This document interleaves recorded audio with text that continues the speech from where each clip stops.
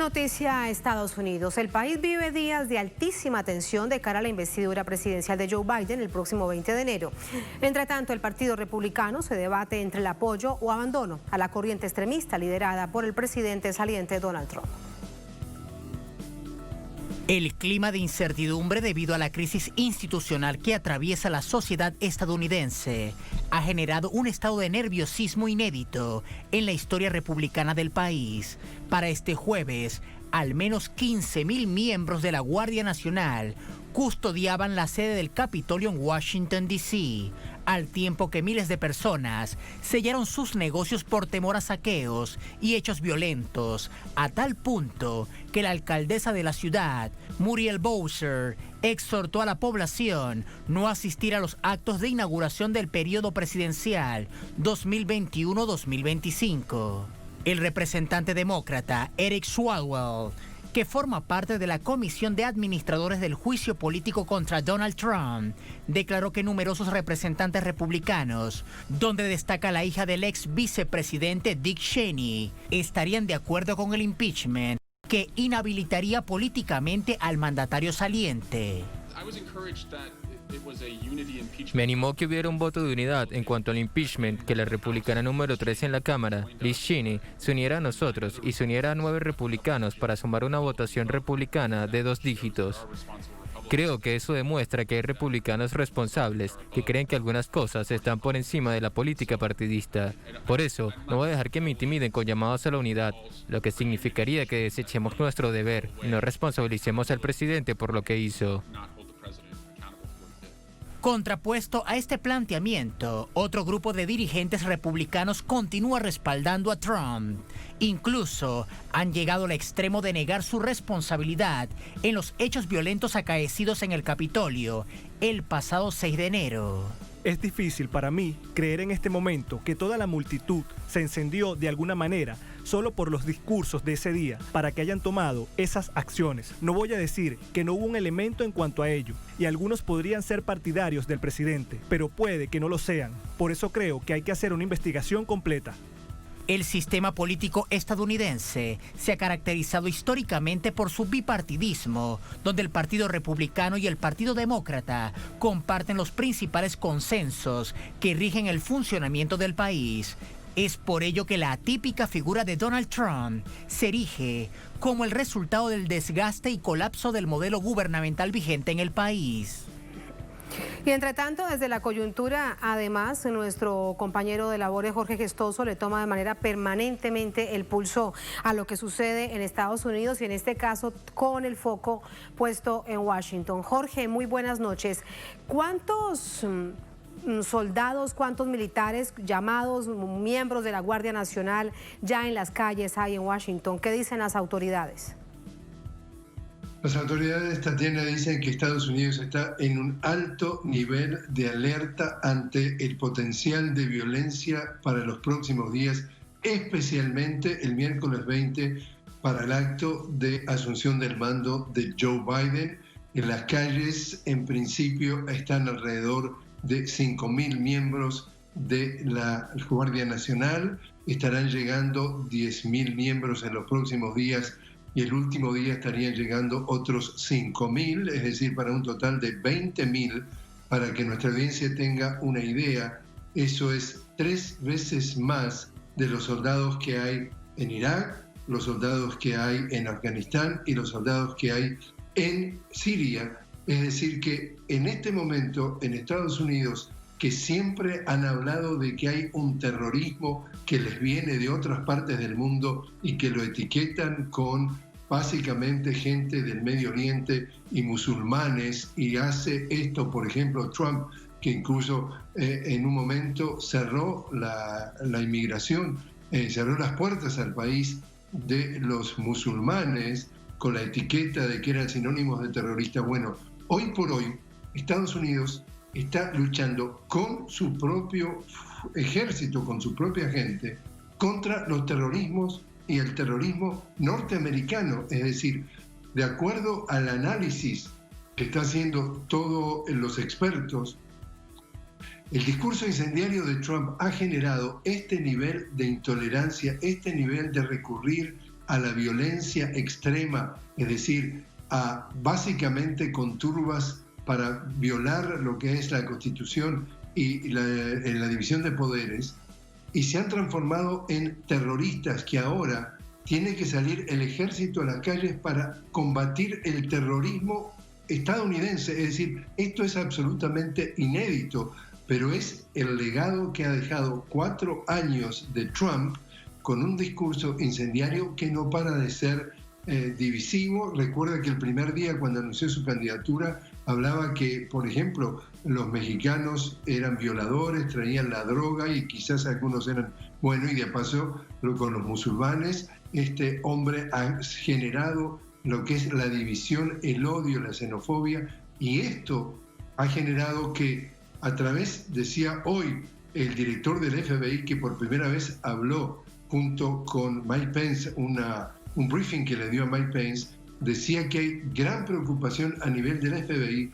por las conversaciones que han podido detectar en las redes sociales, en donde estos grupos terroristas, estos grupos de extremistas que irrumpieron en la turba en el Capitolio la semana pasada, estos terroristas, estos extremistas, comentan de que fue un éxito, que han tenido una victoria la semana pasada y por eso la quieren reproducir el miércoles, y esto también no solamente en Washington, sino quieren reproducir en todas las 50 capitales, en todos los 50 capitolios del país. Jorge, precisamente permíteme preguntarte algo. Cuando nos hablabas de todo este hecho inédito, nos lo cuentas, lo vemos en las imágenes, Washington en un escenario como lo vemos en un estado prácticamente de preguerra, y tenemos que recordar que lo que van es a una asunción presidencial, a un traspaso del poder presidencial que se ha vivido durante 200 años en el país.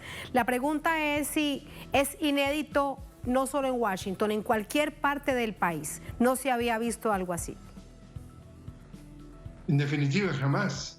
Y en las décadas que hemos pasado cubriendo la política, esta para mí ha sido la séptima elección que he podido tener oportunidad de cubrir. No ha habido nada ni cerca de un presidente incendiario, pirómano, como lo han calificado a Trump, y ni cerca lo que supuestamente era la sólida democracia estadounidense se ha desmoronado a este nivel, en donde un grupo de vándalos ataca todo un sistema, y acá todavía un gran porcentaje de los republicanos, es decir, del mismo partido político de Trump, siguen defendiendo a Trump. Eso incluso es lo preocupante de esto, en definitiva, Tatiana.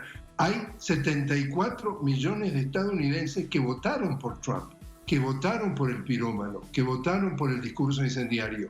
Entonces, el mensaje es que ha sido de la vida de la, entre comillas, democracia de los Estados Unidos, cuando hay extremistas que están haciendo actos terroristas, actos de sedición. Han descubierto, para un dato más, el FBI ha descubierto que entre la turba que entró al Congreso han identificado que había 100 personas que están en la lista de terroristas del FBI. Es decir, que claramente han venido a participar en un acto sedicioso, es decir, se está practicando la sedición adentro de Estados Unidos, y esta gente hasta hace 2 semanas se vanagloriaba que esto era el templo de la democracia y una democracia sólida, y estamos viendo que esto jamás ha sucedido, ni en los Estados Unidos, ni en muy pocos países en el mundo, a este nivel en donde llega, como tú dices muy bien, una asunción del mando con 20.000 soldados para que no puedan entrarle los sediciosos a arruinarle la fiesta de asunción del mando al nuevo presidente. Esto es realmente catastrófico y sumamente preocupante. Muy preocupante para Estados Unidos, para el mundo entero, porque recordemos que es, Estados Unidos la que ha dado lecciones de democracia al mundo y en medio de eso, para rematar, un gobierno ya saliente que sigue buscando formas de bloquear y de hacer sanciones ilegales a quien se le ocurra que ha considerado durante estos años su enemigo. Gracias, Jorge. Un panorama muy complejo. Seguimos muy pendientes de ello a través de ti. Buenas noches. Buenas noches. Buenas noches. Son asuntos que vamos a analizar en los próximos minutos con Arnold August, es especialista en temas de Estados Unidos, Cuba, Venezuela, América Latina, es analista internacional, nos acompaña desde Montreal, en Canadá. Arnold, ¿cómo está? Muy buenas noches. Buenas noches. ¿Cómo está? ¿Y usted bien? Muchísimas gracias. Siguiendo el pulso, sin duda, a la situación que se vive en Estados Unidos, con respecto a un asunto que resulta fundamental, ¿cómo se ha resquebrajado la visión de democracia que se ha tenido en el país? La pregunta necesaria es, ¿cuántos de todos estos, de estas organizaciones, de estas personas que se tomaron el Capitolio, no actuaban por una decisión espontánea, sino que era algo que ya venía gestándose? La pregunta ¿es así o es que siempre ha estado y nos encontramos ahora con esa realidad? Fue organizado, por supuesto. Y todo el mundo estamos de acuerdo que el problema es Trump, que su tendencia muy fascista, pero también tenemos que pedirnos si el Partido Demócrata es la solución. Es posible que este partido tiene la capacidad, la voluntad política para enfrentar el peligro de fascismo en los Estados Unidos. Estaba hablando de Venezuela hace unos minutos. Hay que decir que, por ejemplo, Joe Biden invitó nada menos que Carlos Vecchio, embajador de Venezuela en Washington, D.C., para asistir en su inauguración. Entonces me pido, ¿cómo es posible que este partido, que tiene vínculos tan estrechos con los golpistas, y hay que decir que lo que ha hecho Trump desde 4 años, desde 4 años, todos los golpes, tentativas de golpe de Estado en Venezuela, hasta magnicidio también contra el presidente Maduro. Todo esto junto es mucho peor de lo que pasó día 6 de enero en Washington, D.C. Entonces, ¿cómo es posible que un partido que tiene esos vínculos de golpistas, fascistas, pueda tener como responsabilidad a contrarrestar el fascismo de Trump? Puede darle otro ejemplo. Hace un par de días, Trump ha puesto de nuevo Cuba en el estado de país patrocinador de terrorismo. Pero ni siquiera Biden o los Bernie Sanders, AOC, toda esta persona en el Partido Demócrata no ha dicho nada con respecto a esta nueva agresión contra el pueblo cubano. Entonces me pido, ¿cómo es posible que este partido puede tener la responsabilidad o la apuesta a Trump? Yo voy a darle otro ejemplo. Hace un par de días estaba mirando CNN en inglés. CNN, por supuesto, pro-demócrata, pro-Biden, pro-Obama. La preocupación, su invitado especial fue Colin Powell, secretario de Estado de Bush. Recuerda, Irak. Millones de personas han perdido su vida a causa de sus mentiras. Y él vino a CNN para decir, hay que contrastar a Trump con la verdad, sin mentira con Biden. Entonces, este tipo de oposición es muy, muy débil. Y la preocupación principal de este invitado con CNN era, mira, tenemos un problema. Estados Unidos, como ha dicho Jorge Gestoso hace unos minutos, ha perdido su reputación como el faro de la democracia para el mundo. ha perdido su reputación de ciudad brillante en la colina. Entonces, ¿cómo podemos, dicen ellos, cómo podemos rescatar este problema? ¿Cómo podemos poner de nuevo Estados Unidos como faro de la democracia por el resto del mundo? Entonces, también había dicho otra persona en televisión hace unos meses que la política estadounidense, hablando en términos de política exterior, es bipartidista. No hay ninguna diferencia de fondo con respecto a Venezuela, también con respecto a Cuba, con respecto a América Latina, Siria, Yemen. Entonces, ¿cómo es posible que sobre la base de este pensamiento de pueblo elegido, éxito o algo para defender los estadounidenses contra esta tendencia fascista de Trump? Precisamente esas son las cuestiones de una nación que funciona en muchas ocasiones y en muchas situaciones como una sola, no importa si son republicanos o demócratas. En este caso en particular, un presidente ha develado todo el resquebrajamiento de la democracia, lo que hay debajo del poder político y quién manda realmente en ese país. Agradecemos a nuestro invitado desde Canadá, desde Montreal, en Canadá, por estas reflexiones. Y así nos vamos a la última pausa en esta emisión de Es Noticia. Al volver en Noticia Argentina, en un hecho inédito para el país, este jueves el presidente Alberto Fernández promulgó la ley de interrupción voluntaria del embarazo. ¿Cuál fue el camino para llegar a este momento? ¿Qué implica en el sistema judicial y de salud? Vamos a conversar en minutos con nuestro corresponsal desde Buenos Aires. Ya venimos con esto, estamos en Es Noticia.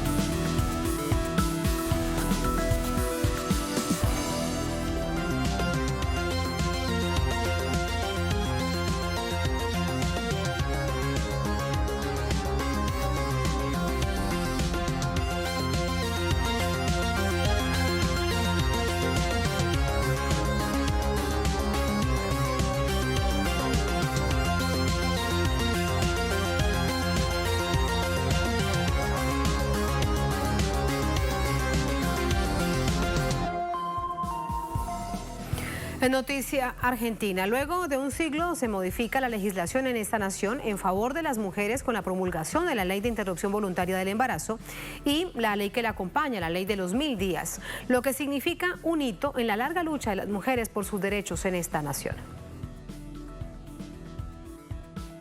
Este jueves el presidente de Argentina, Alberto Fernández, promulgó la ley 27.610 por la interrupción voluntaria del embarazo y la ley 27.611 de atención y cuidado integral de la salud durante el embarazo y la primera infancia, en un acto histórico que hace justicia con millones de mujeres que exigían este derecho. Hoy se promulgan dos leyes muy importantes para nuestro país. La ley llamada de 1000 días, que es una ley construida desde la perspectiva de derechos, que establece medidas para atender la salud integral de las personas gestantes durante todo el embarazo y para atender la primera infancia de niños y niñas recién nacidas hasta los 3 años. Vamos a promulgar también la ley de interrupción voluntaria del embarazo. Esta ley viene a dar respuesta a un gravísimo problema de salud pública que tenemos en Argentina hasta ahora, que es el aborto clandestino. Allí han dejado su vida más de 3.000 mujeres desde que recuperamos la democracia. Allí las mujeres han visto afectada su salud. Allí, en esa clandestinidad, se han sentido humilladas y hoy venimos a reparar esto. La ley de la interrupción voluntaria del embarazo despenaliza esta práctica tanto en las personas gestantes que toman la decisión como a los profesionales de la salud que asisten este proceso médico, un hecho importante en el país suramericano, donde se realizan 1.000 abortos clandestinos diariamente que ponían en alto riesgo la vida de las mujeres, pero sobre todo la de las más pobres que no tenían acceso a un procedimiento seguro. Creo que en los tiempos que nos toca vivir, este trabajo transversal es una demostración de maduración política y no tengo ninguna duda también que implica una forma feminista de crear y de hacer política. Esta ley nos va a asegurar que nunca más en nuestro país una mujer o una persona con capacidad de gestar muera producto de un aborto clandestino. A partir del momento de la promulgación de esta ley, más de 1.500 profesionales que asistieron a la interrupción de un embarazo y personas que enfrentaban sentencias o estaban siendo procesadas por practicarse abortos clandestinos deberán quedar en libertad. Es decir, desde el 14 de enero de 2021, interrumpir un embarazo de manera voluntaria en Argentina ya no será más un delito. Recibí a Argentina con la crisis económica que tenía. Tuvimos que salir del default, nos agarró la pandemia y en el medio de todo esto a ustedes se les ocurrió terminar con el patriarcado. Bueno, créanme que estoy muy feliz de estar poniéndole fin al patriarcado. Porque el patriarcado finalmente es una gran injusticia que se ha vivido durante siglos en la humanidad. En el caso de la Ley 27.611, también conocida como la Ley de los 1000 días, la misma garantizará el acompañamiento del Estado a mujeres vulnerables y establece una nueva asignación por cuidados de salud integral, que consiste en el pago de una asignación universal por hijo para ayudar al cuidado de cada niño o niña menor de 3 años. La modificación de la ley tardó un siglo, pues desde 1921 en la Argentina no se legislaba en esta materia. ¿Qué viene ahora? Como les planteábamos la pregunta en titulares y antes de la pausa, desde la perspectiva jurídica y de salud pública para el país. Conversamos de esto con nuestro corresponsal en Buenos Aires, Juan Carlos Bartolota. Hola Juan Carlos, adelante. Muy buenas noches en esta jornada que resulta histórica. Hemos visto múltiples reacciones de autoridades, de aquellas mujeres que también lo han dado todo en esa lucha por más de 50 años. Así que te pedimos un balance, sin duda, adelante.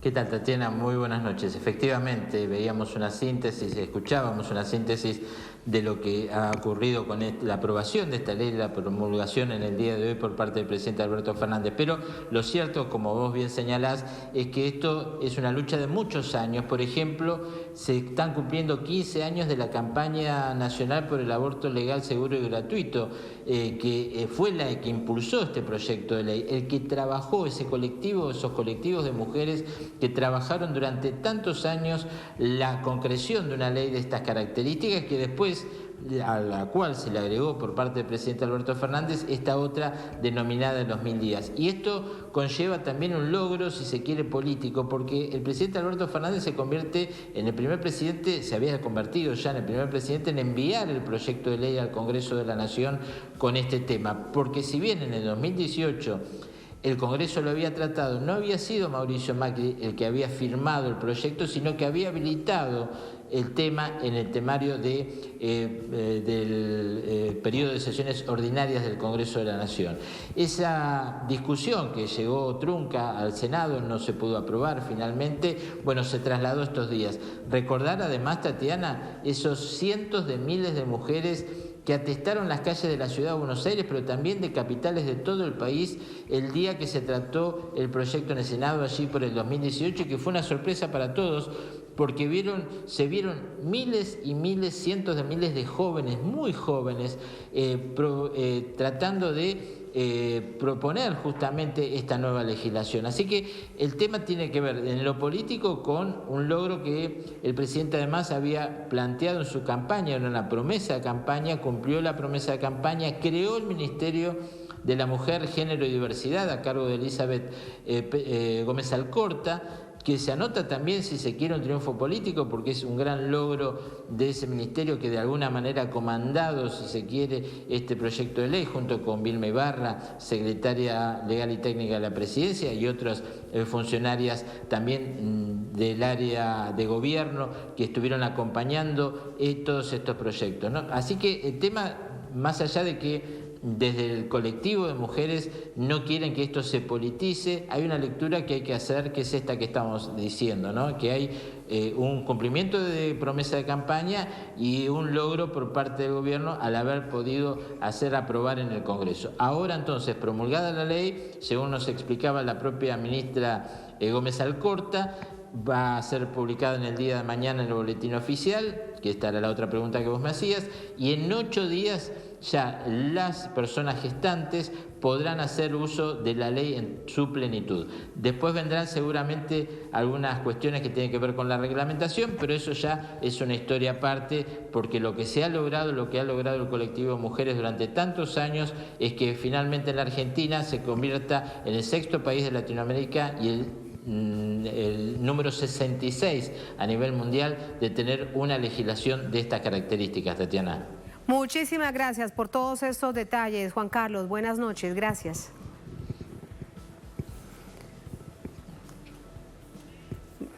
Nos despedimos de nuestro corresponsal en Argentina, Juan Carlos Bartolota. Gracias a ustedes, como siempre, por acompañarnos. Ponemos punto final a esta emisión de Noticias. Hasta mañana.